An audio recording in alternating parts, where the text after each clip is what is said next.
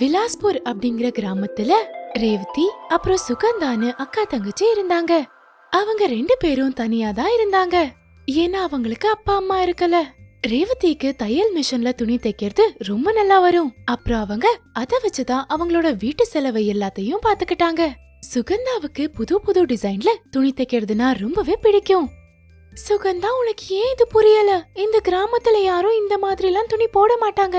இத விக்க நகரத்துக்கும் போக முடியாது. அப்புறம் ஏன் உன்னோட நேரத்தையும் பொருளையும் இதுல நீ வீணடிக்கிற? அக்கா, இத தைக்க நான் உங்களோட புது துணி ஒன்னும் எடுத்துக்கலையே. நீங்க தையல் போட்டு மீதி இருக்கிற துணில தானே நான் இப்படி தைச்சிட்டு இருக்கேன். என்ன வேணா இருக்கட்டும், இத வச்சு நீ வேற ஏதாவது செய்யலாம்ல. அத வித்து நாம பணம் சம்பாதிக்கிற மாதிரி. ஆனா சுகந்தா ரேவதி சொல்றதே கேட்கவே மாட்டாங்க. அவங்களுக்கு எப்பவும் புது டிசைன்ல துணி தைக்கிறது தான் ரொம்ப பிடிக்கும். சுகந்தாவுக்கு அவங்க தைக்கிற துணியில தங்கம் அப்புறம் வெள்ளி மாதிரி மின்ற பொருட்களை வச்சு தைக்கிறது ரொம்ப பிடிக்கும். ஒரு நாள் கிராமத்துக்கு சிட்டில இருந்து சில ஆட்கள் வந்திருந்தாங்க. அவங்களுக்கு சுகந்தா தைக்கிற துணி ரொம்பவே பிடிச்சிருந்தது. அவங்க தைச்சு வச்சிருந்த எல்லா துணியும் அவங்க வாங்கிக்கிட்டாங்க. இவங்களோட துணியெல்லாம் இப்படி வித்து போறத பார்த்து பக்கத்திலேயே டைலர் கடை வச்சிருந்த ரிங்கிக்கு ரொம்ப பொறாமையா இருந்தது. அப்போ இவங்க 2 பேரோட தையல் மிஷினை திருடிட்டா இவங்க இந்த வேலையை செய்ய முடியாதுன்னு அவங்க யோசிக்கிறாங்க. அப்புறம் அவங்க அப்படியே செஞ்சாங்க. அன்னைக்கு இரவு போய் அவங்க தையல் மிஷினை திருடிட்டாங்க. அப்புறம் அத ஒரு ஆத்துல தூக்கி வீசிட்டாங்க. அடுத்த நாள் ரேவதிக்கும் சுகந்தாவுக்கும் இது தெரிஞ்ச போது அவங்க ரொம்ப கவலையா இருந்தாங்க. அன்னைக்கே சிட்டில இருந்து வந்தவங்க இவங்களோட கடைக்கு வந்து அவங்க கொடுத்த ஆர்டரை பத்தி கேக்குறாங்க. என்ன மன்னிச்சிருங்க, என் தையல் மிஷினை யாரோ திருடிட்டாங்க. உங்களோட ஆர்டரை என்னால முழுசா முடிக்க முடியல. சுகந்தா அழுதுகிட்டே கிராமத்தோட எல்லைக்கு போறாங்க. அங்க ஆத்துல 2 தையல் மிஷின் மிதக்கிறத பாக்குறாங்க. அட, இது எங்களோட தையல் மிஷின் ஆச்சே. அப்புறம் அவங்க உடனே அதை எடுக்க போறாங்க. அப்போ அங்க 2 பசங்க விளையாடிட்டு இருந்தாங்க. அவங்க கால் தடுக்கி அந்த ஆத்துக்குள்ள விழுந்துடுறாங்க. சுகந்தா அவங்க தையல் மிஷினை மறந்து அந்த பசங்களை காப்பாத்திடுறாங்க. அப்புறம் அவங்க மேல வந்து பாக்குறதுக்குள்ள அவங்களோட தையல் மிஷின் அங்க இருந்து காணாம போயிருந்தது. சுகந்தா ரொம்ப வருத்தத்தோட அங்க அழுதுட்டு இருந்தாங்க. அப்போ அங்க அந்த பசங்களோட அம்மா வராங்க. பசங்களா, நீங்க நல்லா இருக்கீங்கல்ல? சுகந்தா எப்படி காப்பாத்துனாங்கன்னு பசங்க அவங்க அம்மா கிட்ட சொல்றாங்க. மகளே, நீ ஒன்னும் கவலைப்படாத. நீ உன்னோட தையல் மிஷினை விட்டு என் குழந்தைய காப்பாத்தி இருக்க. அதுக்கு பதிலா நான் என்னோட தையல் மிஷினை உனக்கு கொடுக்கறேன். அது உனக்கு ரொம்ப உதவியா இருக்கும். எப்படி சொல்லிட்டு அவங்க அம்மா 2 தையல் மிஷினை சுகந்தாவுக்கு கொடுக்கறாங்க. சுகந்தா அந்த தையல் மிஷினை எடுத்துக்கிட்டு அவங்களுக்கு நன்றி சொல்லி வீட்டுக்கு வந்துடுறாங்க. அப்புறம் அடுத்த நாள் அவங்க துணி தைக்க ஆரம்பிச்சும் போது அந்த துணிகள்ல வச்சு தைக்க தங்கம் அப்புறம் வெள்ளி மாதிரி மின்ற பொருட்கள் அவங்க கிட்ட இருக்கல. என்கிட்ட அந்த தங்க துளி இருந்திருந்தா எவ்வளவு நல்லா இருந்திருக்கும். இந்த துணிக்கு அதை போட்டிருந்தா இது ரொம்ப அழகா இருந்திருக்கும். அப்போ அவங்க பாக்குறாங்க, திடீர்னு அந்த தையல் மிஷின்ல இருந்து தங்க துளிகள் வர ஆரம்பிச்சது. அப்புறம் அந்த துணி மேலயும் போய் விழுது. சுகந்தாவுக்கு இது எதுவுமே புரியல. அப்புறம் அவங்க இந்த விஷயத்த ரேவதி கிட்ட சொன்னாங்க. ரேவதி இன்னொரு தையல் மிஷின்ல வேலை செஞ்சுட்டு இருந்தாங்க. அப்போ ரேவதி தச்சிட்டு இருக்கிற துணிய பார்த்து சுகந்தா சொல்றாங்க, ஒருவேளை அந்த துணி மேல வெள்ளி துளிகள் விழுந்தா அது இன்னும் அழகா இருக்கும். அப்போ அந்த தையல் மிஷின்ல இருந்து வெள்ளி துளிகள் வெளியே வந்து துணி மேல விழுது. சுகந்தா, இது நிஜமான தங்கம் அப்புறம் வெள்ளி துளிகள் மாதிரி தெரியுது. இது நிஜமானதா இருக்குமா? அப்புறம் அவங்க 2 பேரும் அந்த துணியை எடுத்துட்டு போய் பொற்கொள்ளர் கிட்ட காட்டுறாங்க. அப்பதான் அவங்களுக்கு தெரியுது அது நிஜமான தங்கம் அப்புறம் வெள்ளி துளிகள் அப்படின்னு. சுகந்தா மறுபடியும் கிராமத்தோட எல்லைக்கு போறாங்க. அந்த பசங்களோட அம்மாவை தேடிட்டு இருக்கும்போது அவங்களுக்கு வெறும் குரல் தான் கேக்குது. நீ கவலைப்படாத, நீ ரொம்ப நல்ல மனசு இருக்கிற பொண்ணு. நீ உன் வேலைய விட்டு யாருன்னே தெரியாத ஒரு குழந்தைய காப்பாத்தி இருக்க. அதனாலதான் சொல்றேன், இந்த தங்கம் அப்புறம் வெள்ளி தையல் மிஷினை வச்சுக்க உனக்கு எல்லா தகுதியும் இருக்கு. சுகந்தா ரொம்ப சந்தோஷப்படுறாங்க. அப்புறம் அவங்களுக்கு நன்றியும் சொல்றாங்க.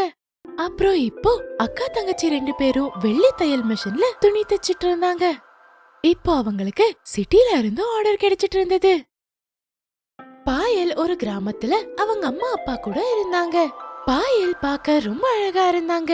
அப்புறம் அவங்க வீட்டு வேலை எல்லாத்தையுமே செஞ்சுட்டு இருந்தாங்க. ஒரு நாள் அவங்க அம்மா சொல்றாங்க, பாயல், அடுத்து படிக்கிறத பத்தி நீ என்ன யோசிச்சிருக்க? அம்மா, மேல் படிப்பு படிக்கிறதுக்கு நான் சிட்டிக்கு போலான்னு யோசிக்கிறேன். சரி, நீங்க சொல்லுங்க. உனக்கு என்ன தோணுதோ அதை செய்யுமா. நான் உன்னோட அப்பா கிட்ட பேசிடுறேன், சரியா? ஆமாமா, இதுதான் சரியா இருக்கும். அங்க போனாதான் நான் என் வாழ்க்கையில இன்னும் பெருசா வளர முடியும். இங்கேயே இருந்தா இதுவும் பண்ண முடியாது. சரி மகளே, உனக்கு என்ன தோணுதோ நீ அதை செய். நான் இன்னைக்கு உன்னோட அப்பா கிட்ட பேசிடுறேன். பாயலோட அம்மா பாயலோட அப்பா கிட்ட பாயல் மேல் படிப்பு படிக்க சிட்டிக்கு போறத பத்தி பேசுறாங்க. அப்புறம் அடுத்த வாரமே பாயல் மேல் படிப்புக்காக சிட்டிக்கு வராங்க. அந்த சிட்டியோட சூழ்நிலை கொஞ்சம் விசித்திரமா இருந்ததால பாயல் முதல்ல பயந்து பயந்து இருந்தாங்க. அப்போ பாயலுக்கு ஒரு பொண்ணு கிடைக்கிறாங்க. ஹாய், எப்படி இருக்க? உன் பேர் என்ன? ஹாய், என் பேரு பாயல். உன் பேரு? என்னோட பேரு ஸ்ரேயா. அப்புறம் பாயலும் ஸ்ரேயாவும் நல்ல ஃப்ரெண்ட்ஸ் ஆயிடுறாங்க. ஒரு நாள் ஸ்ரேயா பாயல் கிட்ட சொல்றாங்க, பாயல் நம்ம எங்கேயாவது வெளியே போலாமா? சரி சரி, கண்டிப்பா போலாம். ஆனா எங்க போறது? இங்கேயே அக்கம் பக்கத்துல எங்கேயாவது போகலாம். பாயல் அப்புறம் ஸ்ரேயா வெளியே கிளம்புறாங்க. அப்போ அவங்களுக்கு வழியில ஒரு பெரிய மரம் தெரியுது. ஸ்ரேயா, அங்க பாரு, எவ்ளோ பெரிய மரம். நான் இது வரைக்கும் அவ்ளோ பெரிய மரத்தை பார்த்ததே இல்ல. நீ சொல்றது சரிதான், வா நாம போய் அத பாக்கலாம். ஸ்ரேயாவும் பாயலும் அந்த மரத்துக்கிட்ட போறாங்க. அப்போ திடீர்னு அந்த மரத்துக்குள்ள இருந்து ஒரு ஒளி வருது. இவங்க 2 பேரும் அந்த ஒளிக்குள்ள போயிடுறாங்க. கொஞ்ச நேரத்துல அவங்க கண் விழிக்கிறாங்க. அப்புறம் பாக்குறாங்க, அவங்க 2 பேரும் வேற ஒரு உலகத்துல இருந்தாங்க. ஸ்ரேயா, இப்ப நாம எங்க இருக்கோம்? நாம வேற ஒரு உலகத்துக்கு வந்துட்டோம்னு எனக்கு தோணுது.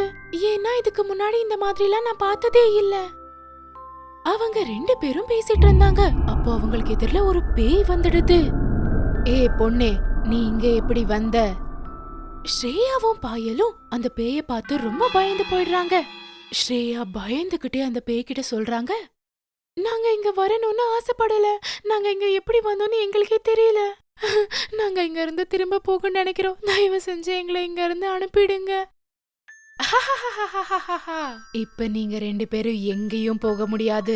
நீங்க இங்க தான் இருக்கணும். நீங்க ஒரு தடவை வந்துட்டா திரும்ப போறது ரொம்ப கஷ்டம். இத கேட்டு ஸ்ரேயாவும் பாயலும் ரொம்ப வருத்தப்படுறாங்க. அப்புறம் ஒரு மூலையில போய் உட்கார்ந்துக்கறாங்க. இப்ப நாம என்ன பண்றது? இங்க இருந்து எப்படி போறது? அந்த பேய் அங்க இருந்து போயிடுது. அப்போ ஸ்ரேயாவும் பாயலும் அங்கேயே சுத்திட்டு இருந்தாங்க. அப்புறம் வெளியே போறதுக்கான வழியை தேடிட்டு இருந்தாங்க. அப்போ அவங்களுக்கு ஒரு குகை தெரியுது. அவங்க 2 பேரும் அந்த குகைக்குள்ள போறாங்க.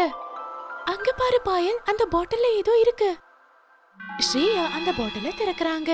அந்த பாட்டில திறந்த உடனே அந்த பாட்டில்ல இருந்து ஒரு பட்டாம்பூச்சி வெளியே வருது.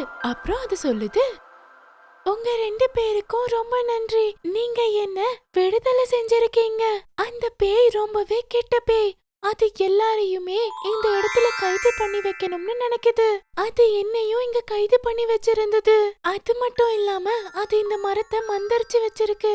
யாரெல்லாம் அந்த மரத்துக்கிட்ட வராங்களோ அவங்க எல்லாம் இதுக்குள்ள வந்து விழுந்துடுறாங்க.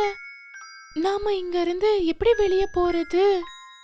இங்க பக்கத்துல ஒரு குளம் இருக்கு. நீங்க அங்க போய் அதோட தண்ணியை எடுத்துட்டு வந்து என்கிட்ட கொடுங்க. நீங்க 2 பேரும் இங்க இருந்து தப்பிக்கிறதுக்கான வழிய நான் உங்களுக்கு காட்டுறேன். உடனே பாயலும் ஸ்ரேயாவும் அந்த தண்ணி எடுத்துட்டு வந்து அந்த பட்டாம்பூச்சி கிட்ட குடுக்கறாங்க. அந்த தண்ணிய குடிச்ச உடனே அந்த பட்டாம்பூச்சி ஒரு பெரிய பேயா மாறிடுது. உங்களுக்கு ரொம்ப ரொம்ப நன்றி. நீங்க 2 பேரும் என்ன இன்னைக்கு விடுவிச்சிட்டீங்க. அப்புறம் அந்த சின்ன பேயை விட என்ன ரொம்ப சக்திசாலியா மாத்திட்டீங்க. அந்த சின்ன பேய் என்ன இங்க கைது பண்ணி வச்சிடுச்சு. இந்த மொத்த உலகத்தையும் ஆளணும் அப்படிங்கிற ஆசையில இப்ப நான் அத பாத்துக்கிறேன். இத கேட்டு பாயலும் ஸ்ரேயாவும் உறைஞ்சு போயிடுறாங்க. நீங்க இப்படி பண்ணது ரொம்பவே தப்பான விஷயம். நீங்க எங்களை இப்படி ஏமாத்திட்டீங்களே.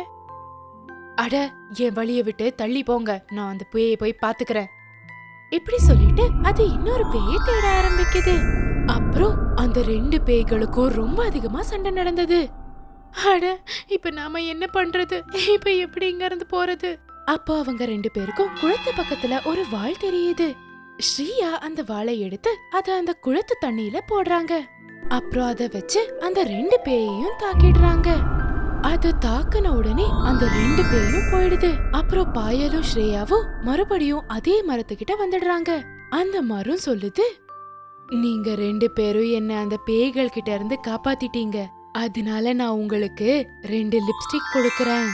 ஒன்னு வெள்ளியின் லிப்ஸ்டிக், இன்னொன்னு தங்க லிப்ஸ்டிக். அந்த தங்க லிப்ஸ்டிக்க போட்டுக்கிட்டு நீங்க என்ன கேட்டாலும் அது உங்களுக்கு கிடைக்கும். அப்புறம் இந்த வெள்ளி லிப்ஸ்டிக் எப்பவும் உங்களை எந்த கஷ்டமும் வரவிடாம பாத்துக்கும். 2 பேரும் மரத்துக்கு நன்றி சொல்றாங்க. இந்த மாதிரி ஸ்ரேயாவும் பாயலும் அந்த பேயோட கதைய முடிச்சு பரிசா வெள்ளி அப்புறம் தங்க லிப்ஸ்டிக்க வாங்கிக்கிட்டு அவங்க வீட்டுக்கு கிளம்பி போறாங்க.